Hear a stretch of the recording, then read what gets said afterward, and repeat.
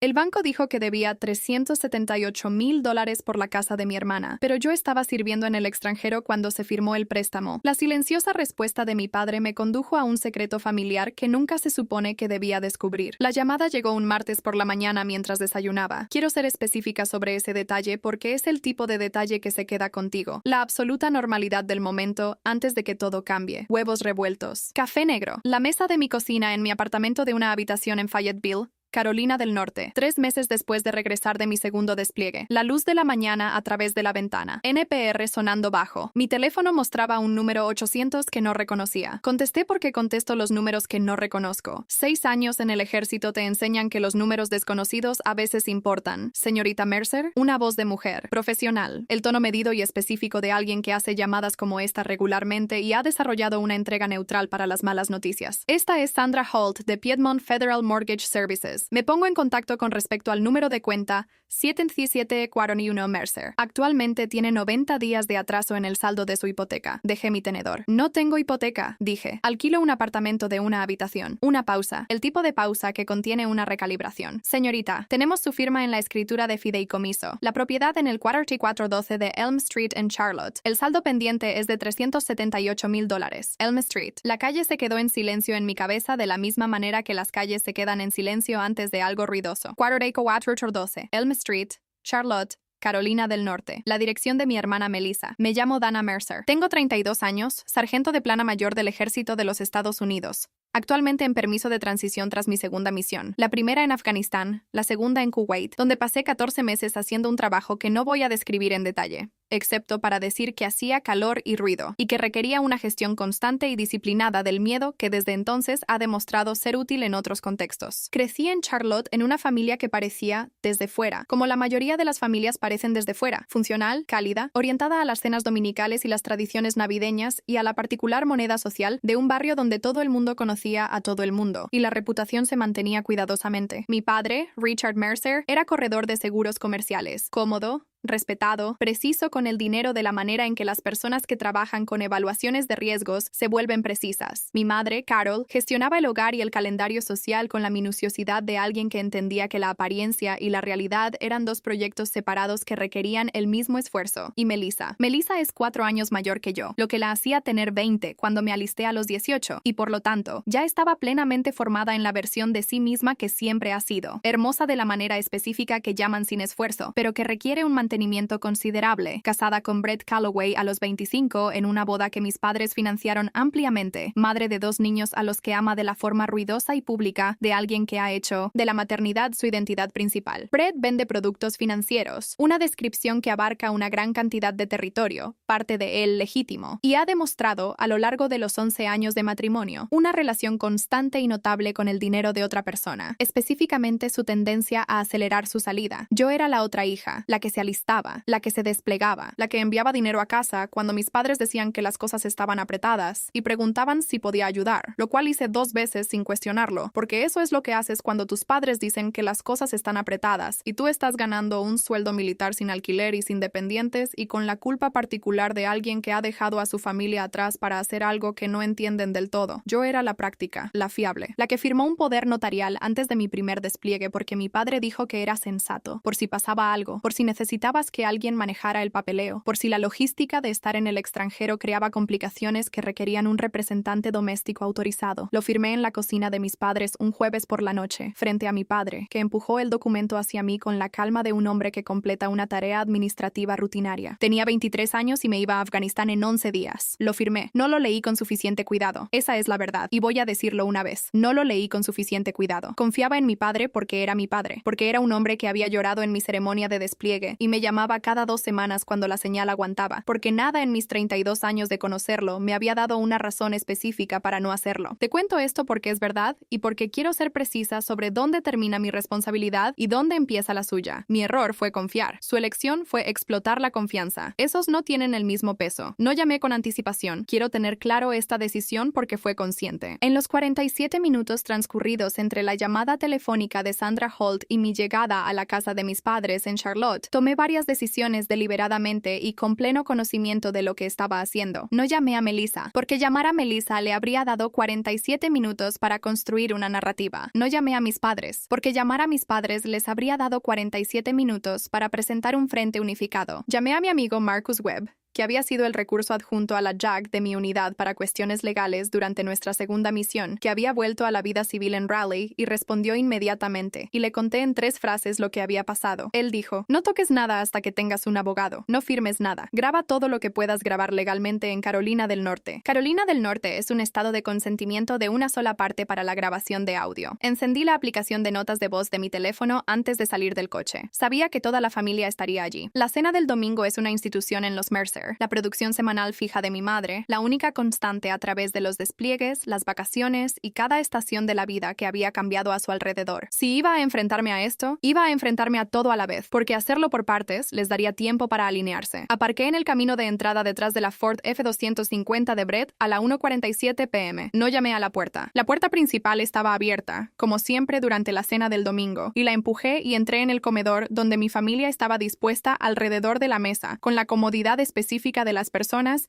que creen que están a salvo en el espacio en el que se encuentran. ¿Quién falsificó mi firma? La fuente de cacerola de mi madre se le cayó de las manos. El vidrio, la pasta y lo que parecía un sitio horneado salieron disparados por el suelo de madera en un radio que registré distantemente como una limpieza significativa. Mi padre se levantó lentamente, la lentitud particular de un hombre que decide, en tiempo real, qué postura adoptar. Melissa se sentó en su extremo de la mesa y sorbió su vino. No se inmutó, no se asustó. Dejó el vaso con la mano firme de alguien que ha estado esperando este golpe y ha decidido de antemano cómo abrir la puerta. Esa compostura, en ese momento, me dijo más que el extracto hipotecario. Dana, cálmate. La voz de mi padre, serena, controlada. Alguien usó el poder notarial que firmé antes del despliegue, dije, y mi voz estaba haciendo lo que hace en situaciones operativas, plana, específica, producto de un entrenamiento que elimina la actuación de la crisis y solo deja información. Lo usaron para sacar una hipoteca de $400,000 a mi nombre sobre la casa de Melissa. Van a suspender mi autorización de seguridad. Podría enfrentarme a cargos federales por fraude. Podría perder mi carrera. Miré a mi padre. Mi nombre está en una escritura que nunca he visto de una casa en la que nunca he puesto un pie. Y el préstamo se firmó mientras yo estaba en una instalación militar en Kuwait. Melissa dejó su copa de vino, con fuerza. El sonido específico de alguien que ha decidido que la paciencia ya no es el instrumento adecuado. Dios, eres tan dramática, dijo. Necesitábamos el dinero. Brett tuvo mala suerte en el mercado. La habitación se quedó muy silenciosa. Brett estaba en el extremo más alejado de la mesa, con la expresión de un hombre que ha estado en esta situación antes. No en esta situación específica, sino en la categoría de situación en la que Melissa ha hecho algo, y él es colindante a las consecuencias, y que ha desarrollado, a lo largo de años de práctica, una preparación específica. Algo de mala suerte, repetí. No es como si fuéramos a dejar que se ejecute la hipoteca, dijo Melissa. Los pagos iban bien hasta la cartera de inversiones de Brett. Melissa, la voz de mi padre, advirtiendo. No, la miré. Falsificaste mi firma en un documento hipotecario federal, mientras yo estaba desplegada activamente. Eso no es mala suerte en el mercado. Eso es un delito federal. Brett se levantó. No sé qué pretendía. Interceder, redirigir, gestionar el espacio físico de la manera en que los hombres a veces intentan gestionar las conversaciones. Dio la vuelta a la mesa y puso su antebrazo contra mi hombro. El entrenamiento se activa antes que la decisión. Esa es la cosa con 6 años de acondicionamiento físico para la respuesta a crisis. El cuerpo sabe la respuesta apropiada antes de que la mente haya terminado la frase. Tomé su muñeca, apliqué la presión específica a la articulación específica, y Brett Calloway fue al suelo de madera con un sonido que era aproximadamente el sonido de un hombre que no esperaba estar en el suelo. Se quedó allí. Miré a mis padres. Estaban observando en completo silencio. No el silencio de la shock, el silencio de las personas que están procesando lo que esto significa para ellos en lugar de reaccionar a lo que acaba de pasar. Ese silencio era su propia confesión. Mi padre pasó por encima de Brett, pasó por encima de su yerno en el suelo de su comedor y caminó hacia mí con los ojos firmes de un hombre que ha tomado una decisión y la está presentando. Ganas buen dinero, Dana, dijo. Tienes beneficios de veterana. Estás soltera. Melissa tiene una familia. Te usamos como escudo financiero. Lo dijo con la calma específica de alguien que explica algo razonable. Sobrevivirás a esto. Miré al hombre que había llorado en mi ceremonia de despliegue, que me había abrazado en el aeropuerto de Charlotte y dijo cuídate con una voz que se quebraba, que me había llamado cada 2 semanas, si la señal lo permitía, durante 6 años de mi carrera militar. Un escudo financiero, repetí. Solo paga las cuotas mensuales y todo estará bien, dijo Melissa. Se había levantado de su silla y se estaba alisando la blusa con la eficiencia de alguien que restablece su presentación. No seas egoísta, es solo papeleo. Algo se aclaró dentro de mí. No ira.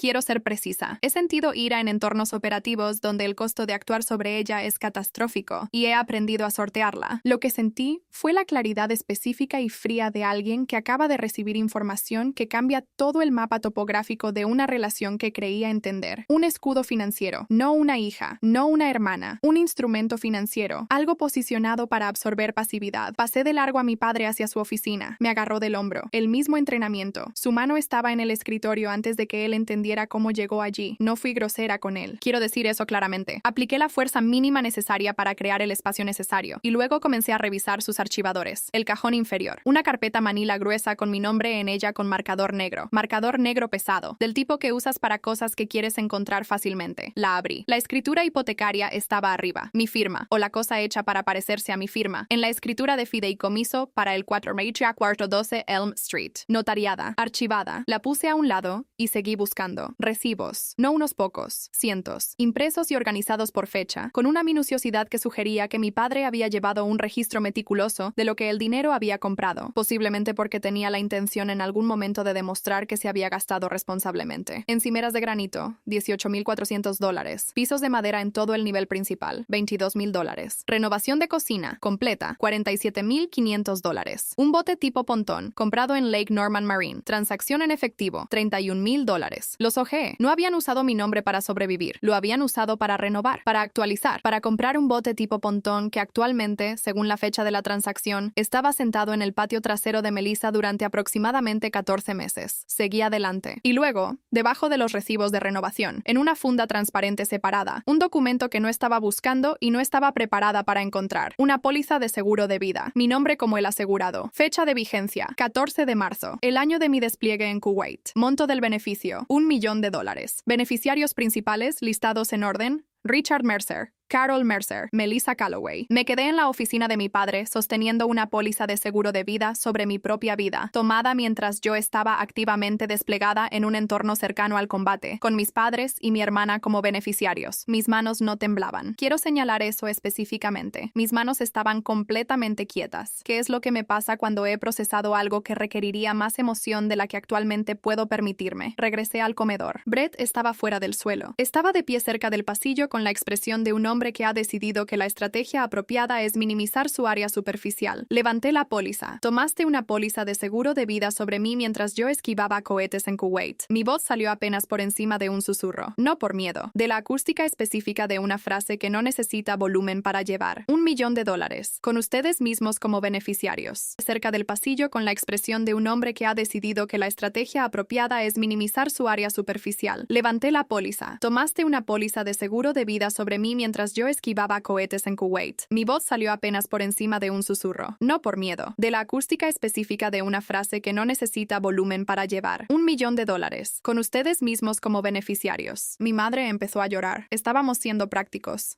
Dijo, ¿qué pasa si te hubiera pasado algo? Habríamos estado devastados. ¿Y financieramente, esperabas que volviera en una caja? El llanto se detuvo. La habitación estaba muy silenciosa. No seas melodramática, dijo mi padre. Metí toda la carpeta en mi mochila, cada documento, cada recibo, la escritura de la hipoteca, la póliza de seguro. Voy a llamar a la policía. El rostro de mi madre cambió. Las lágrimas no disminuyeron, se detuvieron, instantáneamente, de la manera en que un grifo se detiene cuando cierras la válvula, sin reducción gradual, simplemente apagado. Lo que las reemplazó fue algo que había visto antes, en dosis más pequeñas, a lo largo de mi infancia, pero para lo que nunca había tenido el marco correcto hasta este momento. La cara de una mujer para quien la emoción es instrumental. Tu padre irá a la cárcel, dijo. Su voz era completamente plana. Tendré un ataque al corazón. Serás la razón por la cual esta familia quede destruida por unos estúpidos pedazos de papel. Me miró con la expresión específica de alguien que despliega un argumento que ha preparado. ¿Es eso lo que quieres? ¿Es eso lo que eres? La miré. A mi padre, cuya expresión se había asentado en algo que solo puedo describir como la cara de un hombre que espera a ver si una obra funciona. A Melissa, que había vuelto a recoger su copa de vino. A Brett,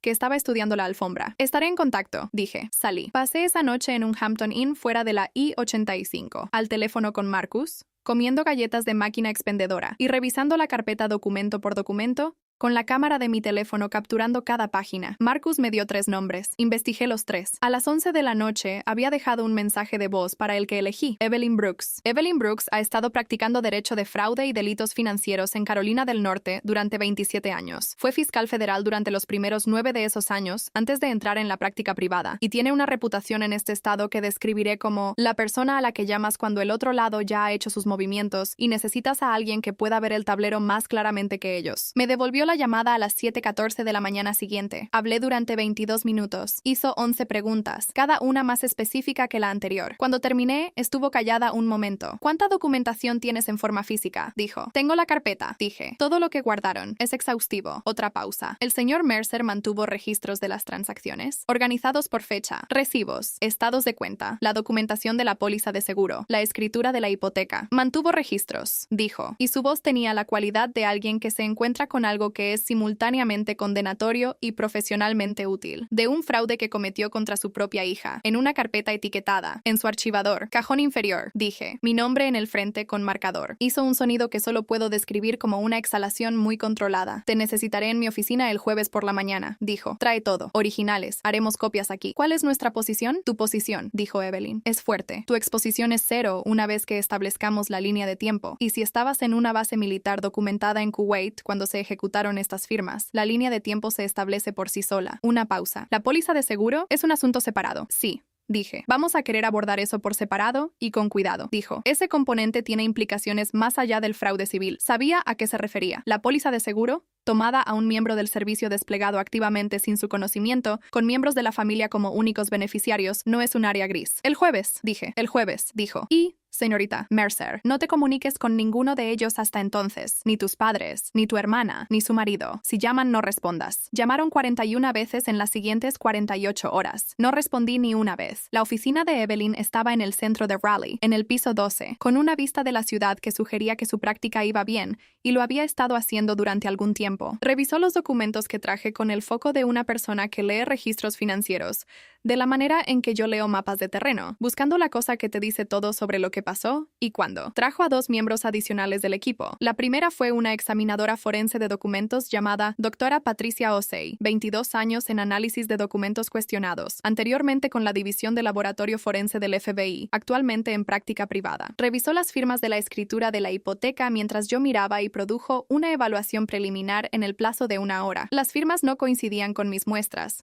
de mi firma real a lo largo de 6 años de documentos militares, en 14 aspectos mensurables. No eran mis firmas. El segundo fue un especialista en informática forense llamado Calvin Reed, 16 años en análisis de evidencia electrónica, certificado por la Junta de Certificación de Informática Forense. Le habían dado acceso, a través de un proceso legal que no describiré en detalle aquí, a los metadatos asociados con la presentación electrónica de los documentos de solicitud de hipoteca. Volvió 2 días después con un informe. Dirección IP. El enrutador doméstico registrado a Melissa y Brett Calloway en el 4412 Elm Street, Charlotte. Marcas de tiempo que situaban las presentaciones de documentos en noches específicas. Noches en las que, como se documenta en mis registros de servicio militar, obtenidos por Evelyn a través de un contacto de la JAG con mi autorización, estaba en la base de operaciones avanzada Arifian en Kuwait, a 14 usos horarios de distancia. El caso, en términos documentales, era un muro. Pero Evelyn no había terminado. La póliza de seguro, dijo, en nuestra cuarta reunión, sentada frente a su escritorio con el documento de la póliza enfrente. Quiero hablar contigo sobre esta específicamente. Habla, dije. En Carolina del Norte, sacar una póliza de seguro de vida a otra persona sin su conocimiento o consentimiento es fraude. También es potencialmente una violación de las regulaciones federales que rigen el fraude de seguros. La combinación de esta póliza y el fraude hipotecario, tomados en conjunto, presenta un patrón de conducta. Me miró con cuidado. La oficina del fiscal de distrito va a estar interesada en este documento. Lo sé, dije. La póliza sugiere un nivel de planificación, dijo. Fue tomada antes de la hipoteca, antes de las renovaciones. Fue el primer instrumento. Hizo una pausa. Alguien estuvo pensando en esto durante un tiempo. Yo también había estado pensando en esto durante un tiempo. Mi padre, el corredor de seguros. El hombre que pasó 30 años entendiendo instrumentos de riesgo, estructuras de pólizas, designaciones de beneficiarios. El hombre que había empujado el poder notarial a través de la mesa de la cocina con la calma de completar una tarea administrativa rutinaria. Él había entendido exactamente lo que estaba construyendo. Lo había construido un documento a la vez. Quiero hablarte sobre la semana anterior a la sala de conferencias, porque fue la semana en que mi familia decidió, colectivamente, que la respuesta apropiada a haber cometido fraude contra mí era cometer más. Lunes. Mi madre dejó un mensaje de voz sobre su presión arterial, específicamente que estaba elevada y que el estrés que yo estaba causando era un factor contribuyente. Se lo envié a Evelyn. Martes. Mi padre envió un texto. Dana, esto ha ido demasiado lejos. Nuestra familia no necesita abogados entre nosotros. Llámame. No le llamé. Envié el texto a Evelyn. Miércoles. Melissa envió 12 mensajes de texto a lo largo del día. Escalamiento de aplacar a acusatorio a un mensaje final a las 11:47 p.m. que decía: eres un traidor egoísta e ingrato que está destruyendo las vidas de niños inocentes porque no puedes manejar el hecho de que algunos de nosotros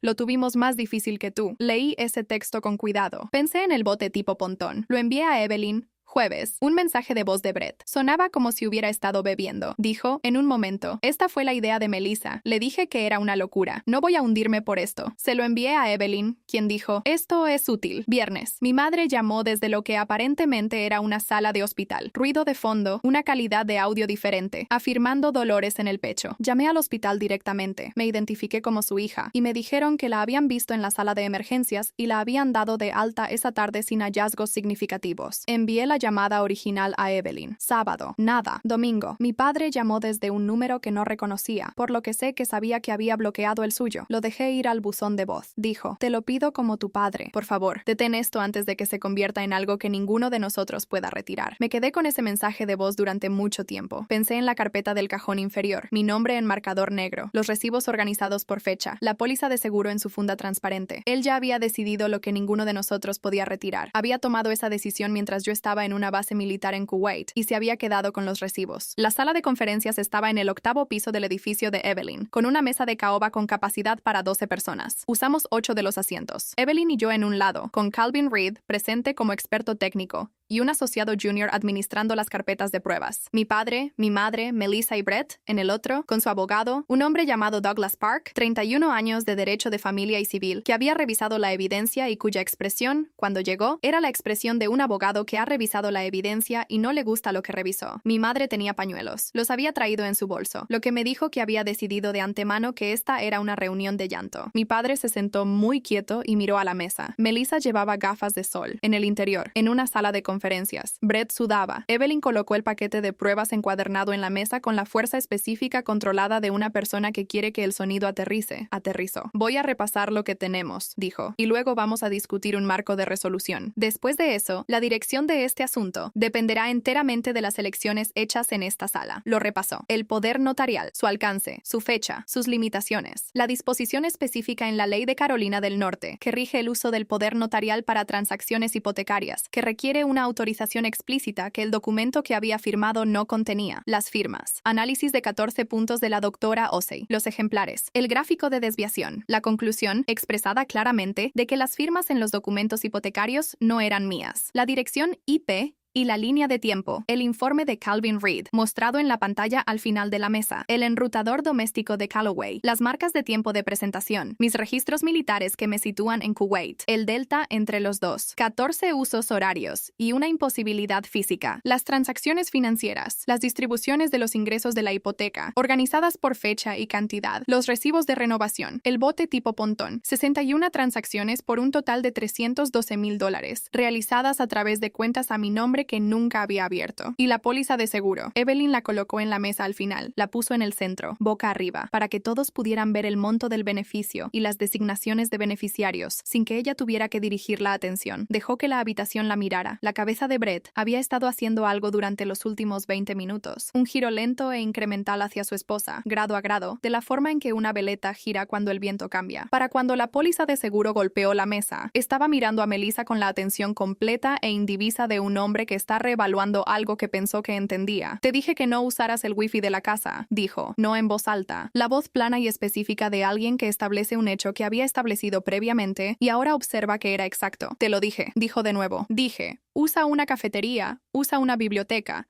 Usa cualquier cosa que no sea nuestro enrutador doméstico. ¿Y tú, Brett? La voz de Melissa era hielo. No, se inclinó hacia adelante. Este es el plan de tu padre y tu ejecución y yo no... Era tu deuda. La voz de Melissa abrió el hielo y todo lo que estaba debajo salió de golpe. Tus pérdidas comerciales, tus llamadas de margen. Viniste a casa en marzo y me dijiste que íbamos a perder la casa y lo arreglé. Cometiendo fraude federal. Tu padre lo sugirió. Señaló hacia abajo de la mesa a mi padre. Él es el que dijo que el poder notarial podría usarse para... Eso no es lo que dije. La voz de mi mi padre, controlada. La autoridad específica y tranquila de un hombre que ha pasado 30 años en habitaciones, donde era la persona mejor preparada e intenta acceder a esa autoridad ahora. Dije que el documento podría interpretarse potencialmente para permitir... Dijiste que lo usaras. La voz de Brett había subido. Dijiste que la chica está desplegada, nunca lo sabrá. Para cuando regrese, estará apagado. Esas son tus palabras, Richard. Mi madre empezó a llorar. No las lágrimas controladas e instrumentales que había visto antes. Unas reales, o lo que se presentaba como reales, que en el caso de mi madre he aprendido a mantener a un grado de separación. Estaba llorando por su reputación en el club de campo, dijo. Ese era el contenido específico de su angustia, que la gente del club de campo que la conocía desde hace 22 años se iba a enterar, y no lo podía soportar. Mi padre culpó al juego de Brett. Brett culpó al plan de mi padre. Melissa culpó a las deudas de Brett. Mi padre dijo que había tenido la intención de devolver todo antes de que yo volviera. Ese era el contenido específico de su angustia, que la gente del club de campo que la conocía desde hace 22 años se iba a enterar, y no lo podía soportar. Mi padre culpó al juego de Brett. Brett culpó al plan de mi padre. Melissa culpó a las deudas de Brett. Mi padre dijo que había tenido la intención de devolver todo antes de que yo volviera. Brett dijo que mi padre nunca había tenido la intención de tal cosa. Melissa dijo que había estado intentando salvar a su familia. Brett dijo que había estado intentando salvar su estilo de vida. Me senté perfectamente quieta y los miré destruirse mutuamente a través de una mesa de conferencias de caoba en el 8º piso de un edificio en Raleigh, Carolina del Norte, y pensé en 6 años de servicio militar y la disciplina específica de sentarse quieta cuando todo a tu alrededor es ruidoso. Había estado en habitaciones más ruidosas que esta. Podía esperar. Melissa se negó a llegar a un acuerdo. Douglas Park recomendó un acuerdo 2 veces. Sé esto porque le dijo a Evelyn, en sus comunicaciones profesionales, que lo había recomendado y había sido desautorizado por su cliente. Melissa creía, aparentemente con genuina convicción, que un juez vería a una madre de 2 hijos que lloraba y entendería que la situación había sido más complicada de lo que sugerían los documentos. Había calculado mal los documentos. La sala del tribunal estaba en el Tribunal Superior del Condado de Wake. La jueza era la Honorable Patricia Graves, 29 años en el estrado, el tipo de juez que revisa la evidencia forense con la atención cuidadosa de alguien que entiende que los casos de fraude financiero se basan en documentos y que los documentos no tienen sentimientos. Me senté en la mesa del demandante con Evelyn. Mi familia se sentó en la mesa de la defensa con Douglas Park, que tenía la expresión de un hombre que había hecho lo que pudo y ahora estaba manejando la situación desde un ángulo diferente. Los procedimientos avanzaron a través de la evidencia metódicamente. El testimonio de la doctora Osei, el testimonio de Calvin Reed, los registros militares, el análisis financiero. La jueza Graves hizo preguntas que eran específicas y técnicas y sugerían que había leído los escritos con cuidado. Preguntó sobre el protocolo de dirección